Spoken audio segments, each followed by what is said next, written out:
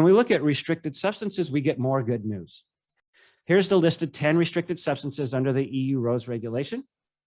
And you can see that we have the original 6 substances plus the extra 4 phthalates. Now, when we compare this UK RoHS substance list to the EU RoHS, we can find out that they are in alignment.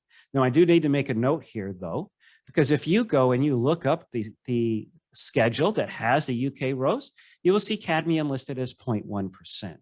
And that is because there was an amendment that was done in 2021, it was done this year, to actually correct that, because they accidentally put the wrong concentration in for cadmium when they released the original schedule. They had to do an amendment. Because there's no consolidated text yet, if you find the schedule, it will say 0.1%. You will have to find the amendment to see that it's been changed to 0.01. So the 0.01% I've listed here for cadmium is the latest correct amount. If you find other sources that list 0.1%, they just have not been updated yet for that amendment. And I will link that amendment in the resources document I'm sending out so that you can see that as well.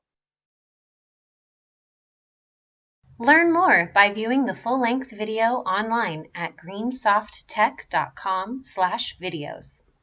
Plus, learn about our environmental regulation solutions online at greensofttech.com.